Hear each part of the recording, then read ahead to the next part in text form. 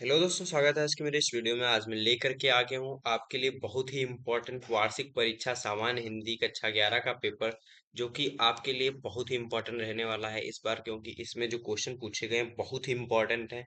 और मैं अभी तक जितने पेपर सॉल्व करवा रहा हूँ सारे इम्पोर्टेंट वैसे हैं, लेकिन ये कुछ अलग से इम्पोर्टेंट है क्योंकि इसमें भी जो क्वेश्चन पूछे गए हैं बहुत ही इम्पोर्टेंट हैं और इस बार आपके बोर्ड एग्जाम में पूछे जाने की प्रोबेबिलिटी सबसे ज्यादा है।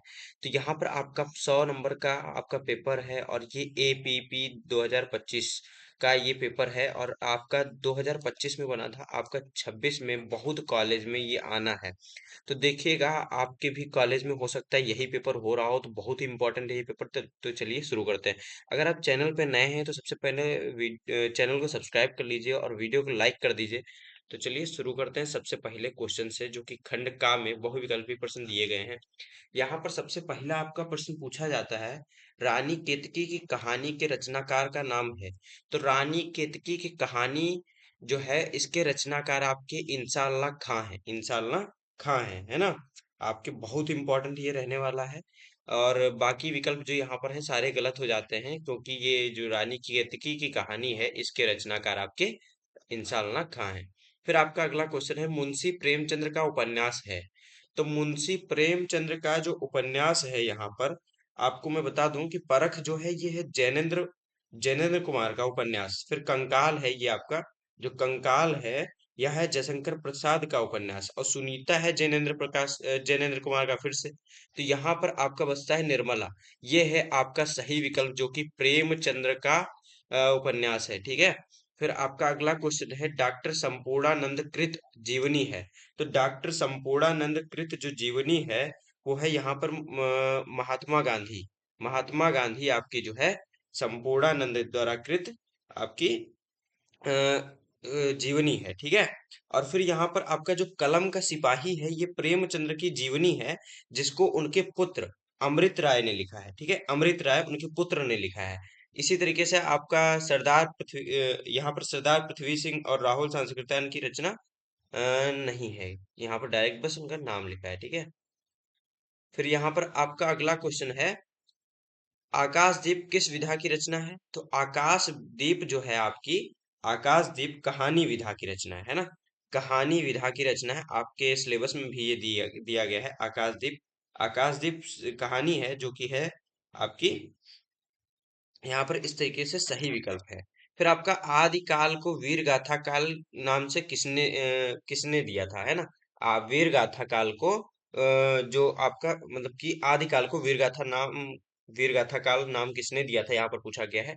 तो आपका जो प्रमाणित हिंदी साहित्य का इतिहास जिन्होंने लिखा है, आचार्य रामचंद्र शुक्ल, इन्होंने आपको इसका जो प्रमाणित नाम मतलब दिया है वीर गाथा काल, इसको नाम मतलब दिया था इन्होंने। ठीक है। फिर आपका अगला क्वेश्चन इसी तरीके से है, तार सप्तक के संपादक थे। तो तार सप्तक के संपादक बहुत ही इंपॉर्टेंट ये है आपका, अक्सर पूछा जाता है तार सप्तक के संपादक थे। आपका क्लास 12th में भी ये बहुत इंपॉर्टेंट क्वेश्चन रहने वाला है। तो इस तरीके से यहाँ पर आपका अज्ञे जी हैं, सच्चिदानंद अज्ञे जी। तो इस तरीके से आपका ये सही विकल्प हो जाता है आपका। फिर आपका अगला क्वेश्चन इसी तरीके से है, यहाँ पर बीजक किसकी रचना है। बीजक किसकी रचना है, आपको यहाँ पर बताना है कि बीजक बीजक जो है वो किसकी रचना है। बहुत ही इंपॉर्टेंट आपके लिए है ये, क्योंकि कबीर दास जी की रचना है ना। कबीर दास की रचना है। और इसी तरीके से यहाँ पर बाकी विकल्प सारे गलत हो जाते हैं, क्योंकि ये कबीर दास की रचना है। साखी शबद रबेनी इस तरीके से इसमें आते हैं बीजक में। तो इस तरीके से निम्न में से कौन सूफी मत के कवि नहीं है। कौन सूफी मत के कवि नहीं है, यहाँ पर आपको बताना है। तो यहाँ पर के लिए आपको बहुत इंपॉर्टेंट है कि जायसी जो है आपका, इसका सही विकल्प है कवि थे। कौन जायसी मत के कवि थे, यहाँ पर पूछा गया ना। तो जायसी थे, बाकी कोई नहीं है। ठीक है, बाकी सारे कृष्ण भक्त शाखा के कवि हैं। ठीक है।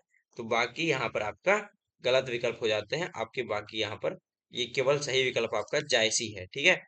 निम्न में से रीतिकाल के कवि कौन है। तो रीतिकाल के कवि कौन है आपको यहाँ पर बताना है, बहुत ही इंपॉर्टेंट है। रीतिकाल के कवि यहाँ पर आपके बिहारी हैं। बिहारी आपके रीतिकाल के कवि हैं। बाकी सूरदास, सूरसागर और चंद बरदाई तो आपके आधुनिक युग के है ना। आधुनिक युग के। आधुनिक कहाँ, आदिकाल के, ठीक है। चंद बरदाई जो हैं आदिकाल के, आदिकाल के, आदिकाल, ठीक है।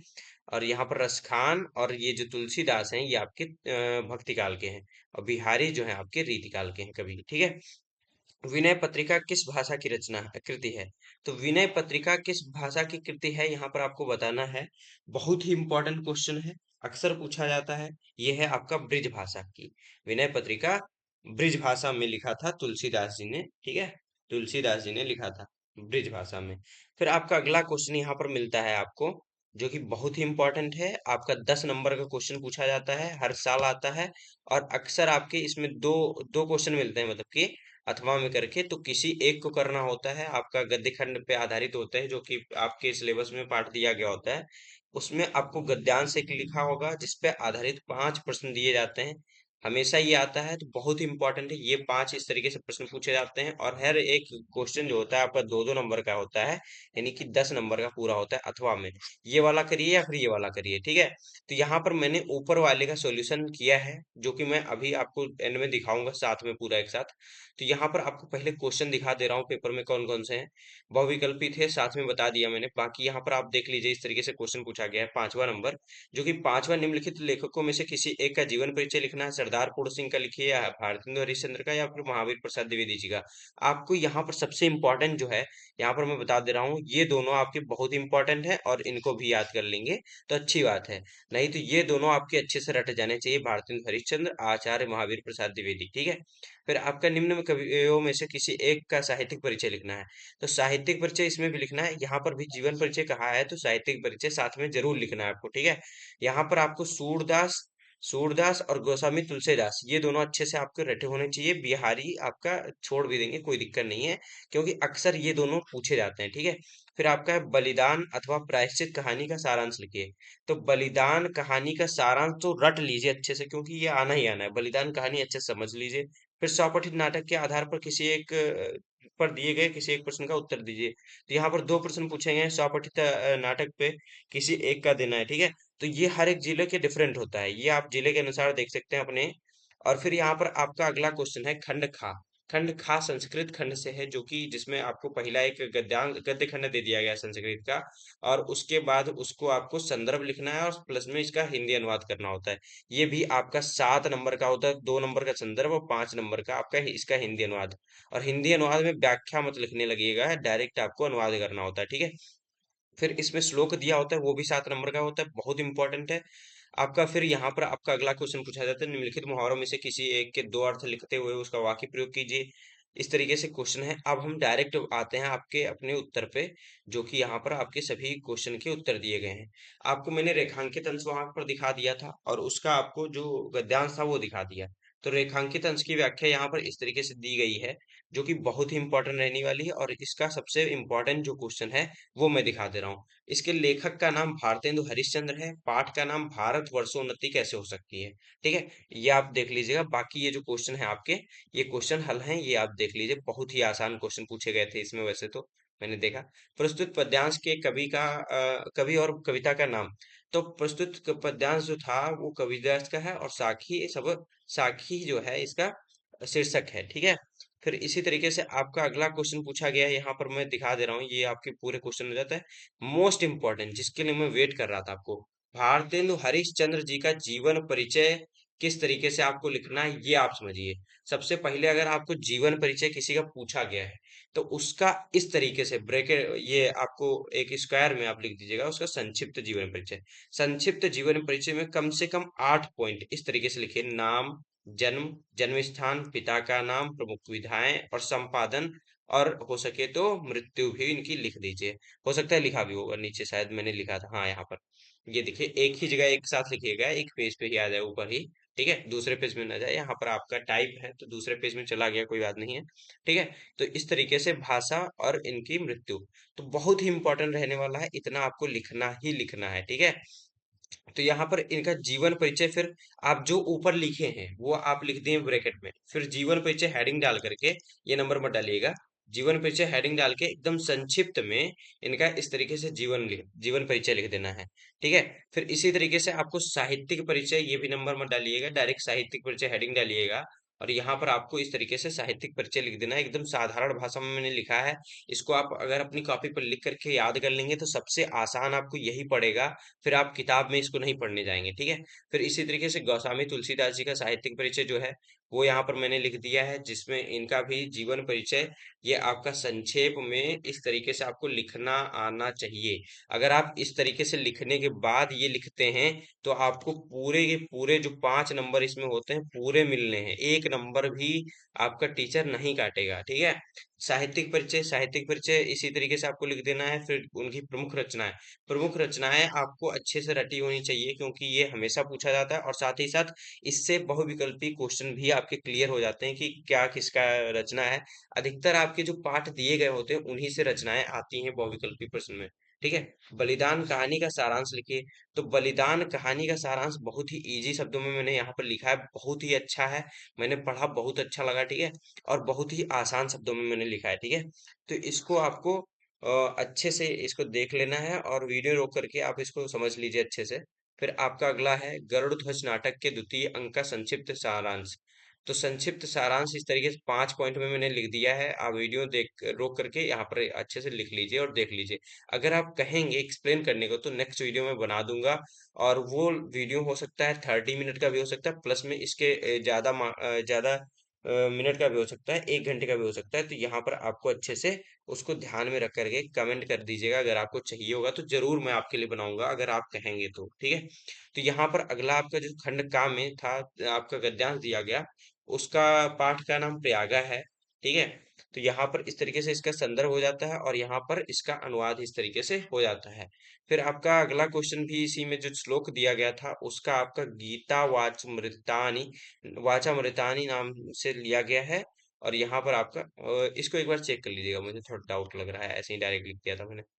यहाँ पर इसको एक बार चेक कर लीजिएगा, बाकी आपका ये जो है आपका हिंदी अनुवाद वो बात एकदम करेक्ट है, इस तरीके से ही आपको लिखना है।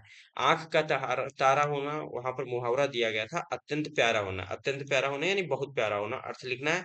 वाक्य का प्रयोग कैसे करेंगे, छोटा बच्चा अपनी माँ की आंख का तारा होता है, ठीक है। इस तरीके से आप लिख देंगे इसका वाक्य प्रयोग। फिर इसी तरीके से इधर कुआं उधर खाई, दोनों ओर से मुसीबत से पड़ना, हर तरफ संकट होना।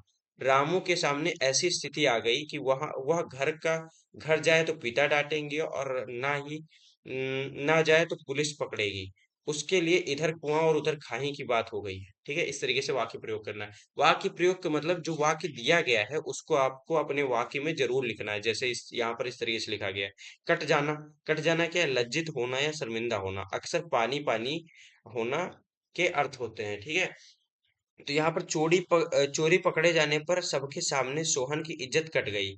तो इस तरीके से यहाँ पर आपको वाक्य प्रयोग करना ही करना है, ठीक है। ऊंची दुकान फीके पकवान, तो ये भी बहुत ही इंपॉर्टेंट है, अक्सर पूछा जाता है, ठीक है। और फिर यहाँ पर साक्षर का संधि विच्छेद पूछा गया था, तो साधन अक्षर साक्षर हो जाता है, ठीक है। किस तरीके से होता है यहाँ पर स्पष्टीकरण दे दिया है, ये डॉलर का चिन्ह हटा दीजिएगा, बाकी आपका स्पष्टीकरण इस तरीके से है, ठीक है। फिर रजनीसा का संधि विच्छेद पूछा है, रजनीशा का रजनी धन ईसा हो जाएगा, ठीक है। इस तरीके से इसका स्पष्टीकरण भी मैंने दिया है, ठीक है। फिर यहाँ पर आप देखेंगे कपट कपाट, कपट माने होता है धोखा, और कपाट माने होता है दरवाजा, ठीक है। फिर यहाँ पर अगला है यहाँ पर धर्म में निष्ठा रखने वाला, धर्मनिष्ठ हो जाता है, ठीक है। धर्म में निष्ठा रखने वाला धर्मनिष्ठ होता है। फिर यहाँ पर बहुत ही इंपॉर्टेंट आपका रस जो पूछा गया है, यहाँ पर करुण रस, प्रिय व्यक्ति के विनाश या मरण या इष्ट वस्तु के नष्ट होने से मन में शोक नामक स्थायी भाव जागृत होता है, उसे करुण रस कहते हैं। मणि खोए भुजंग सी जननी, फन सा पटक रही थी शीश, अंधी आज बनाकर मुझको न्याय किया तुमने जगदीश। ये श्रवण कुमार की माता जो श्रवण कुमार की मृत्यु पर रो रही थी, वो इस तरीके से विलाप कर रही हैं, ये कहते हुए कि मनि खोए, मतलब लेखक कहता है कि मनि खोए भुजंग सी जननी माता है ना, फन सा पटक रही थी, जैसे मणि खोए हुए फन मतलब सांप होता है, मणि जब उसकी खो जाती है तो फन जिस तरीके से पटकता है उस तरीके से अपना सिर पटक रही थी। अंधी आज बनाकर मुझको, और कहती हैं कि अंधी आज बनाकर मुझको यानी उनको अंधी बना करके भगवान ने न्याय किया है, ठीक है। यानी वो अपने बेटे की लाश को सामने नहीं देख सकती हैं, है ना। हास्य रस की परिभाषा, किसी व्यक्ति की विकृत वेशभूषा, चेष्टा, वाणी को देखकर हृदय में हास नामक स्थायी भाव उत्पन्न होता है, इसे हास्य रस कहते हैं, ठीक है। किसी की विकृत वेशभूषा, एकदम अलग वेशभूषा पहन के आ जाए, आपको हंसी एकदम से आ जाएगी। कोई चेष्टा कर रहा हो, कुछ बोल रहा हो एकदम अजीब, तो उसमें हंसी आ जाती है ना। तो हृदय में हास नामक जो स्थायी भाव उत्पन्न होता है, वो हास्य रस कहलाता है, ठीक है। शीश पर गंगा हसे भुजनी भुजंगा हसे हास ही कुदंगा भयो नंगा के विवाह में। तो ये आपके शंकर जी के विवाह में जो उनको देख करके कवि ये कहता है कि शीश पर गंगा हसे, शीश पर उनके गंगा जो हैं विराजमान, वो हंस रही हैं। भुजाओं भुजाओं में जो उनके सांप हैं, वो हंस रहे हैं। हास ही को दंगा भयो, और हास ही का दंगा भयो, हंसने का ही दंगा हुआ नंगा के विवाह में। किसके? नंगा के विवाह में नहीं, भगवान शिव के विवाह में हुआ है, ठीक है। तो इस तरीके से यहाँ पर आपका उदाहरण हो जाता है। फिर अलंकार पूछा गया है, रूपक अलंकार। अलंकार क्या होता है? जहां उपमेय में, उपमेय और उपमान में कोई भेद ना करके दोनों एक ही मान लिया जाता है। जैसे उदाहरण होता है आपका चरण कमल बंदो हरिरा। यहाँ पर, हाँ, चरण कमल बंदो हरिराई, यहाँ चरणों को सीधे कमल मान लिया गया है ना। चरणों को सीधे कमल मान लिया गया है। इसी तरीके से यहाँ पर यमक अलंकार पूछा गया है। जहां एक ही शब्द दो या दो से अधिक बार आए, परंतु उसका अर्थ बार बार अलग अलग हो, है ना, हर बार अलग हो, यमक अलंकार होता है। कनक कनक तय सो गुनी मादिक मादकता अधिकाय, वा खाए बोराय जग वा पाए बोराय। यहाँ पहले कनक का अर्थ धतूरा है और दूसरे कनक का अर्थ सोना है। अगर अभी तक आप वीडियो को लाइक नहीं किए तो वीडियो को फटाफट लाइक कर दीजिए और चैनल को सब्सक्राइब कर लीजिए, अगर चैनल पे पहली बार आए। अगर दोबारा भी आए और सब्सक्राइब नहीं किए थे तो जरूर सब्सक्राइब कर लीजिए। फिर आगे हम देखेंगे छंद, जो कि है आपका दोहा छंद। यह एक अर्ध सममात्रिक छंद है। इसमें चार चरण होते हैं। इसके पहले और तीसरे चरण में 13-13 मात्राएं होती है और दूसरे और चौथे चरण में 11-11 मात्राएं होती हैं, ठीक है। बहुत ही आसान है, आपको ये याद रखना है। परिभाषा बहुत छोटी छोटी है और आपको इसके उदाहरण तो मैं एकदम अच्छे वाले दे रहा हूँ जो कि आपको तुरंत याद हो जाने। मेरी भव बाधा हरो राधा नागरी सोय, जातन की झाई परे श्याम हरित दुति होय। बहुत ही आसान है, आप ऐसे कहा करके एकदम याद करेंगे तो मजा आ जाएगा आपको, है ना। एकदम आनंद लेकर के पढ़िए, अपनी तैयारी एकदम अच्छे से करिए। चौपाई छंद, यह एक सममात्रिक छंद है। इसमें चार चरण होते हैं और प्रत्येक चरण में 16-16 मात्राएं होती हैं। अंत में दो गुरु होना शुभ माना जाता है, अच्छा होता है, ठीक है। लेकिन जगड़ तगड़ का निषेध होता है, मना होता है। जगड़ तगड़ नहीं होनी चाहिए, ठीक है। तो इसमें उदाहरण आप एकदम अच्छा दे सकते हैं, आपको हो सकता है याद भी हो। अक्सर बच्चों को याद होता है। ये क्या होता है? जय हनुमान ज्ञान गुण सागर, जय कपीस तिहुँ लोक उजागर, रामदूत अतुलित बल धामा, अंजनी पुत्र पवन सुत नामा।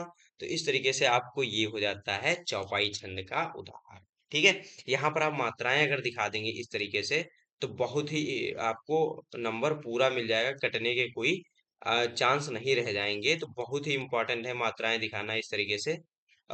तो इसी तरीके से आपको मात्राएं दिखा देनी है। जहां पर बड़ा आ की मात्रा, बड़ा आ की मात्रा, बड़ा ओ की मात्रा, बड़ा ई की मात्रा, है ना, ये सारी चीजें आती हैं, वहां पर गुरु लगाना है। जैसे देखिए मान, है ना, ज्ञान, है, सागर, यहाँ पर आपका गुरु लगा है। और वैसे लघु लगता है जहां पर देखिए रा है ना, ग है, न है, गु है, ठीक है। गुरु, गुण, ठीक है। जय, जय में दोनों पे आपको एक एक मात्रा। राम में दो, रा में दो, और म में एक।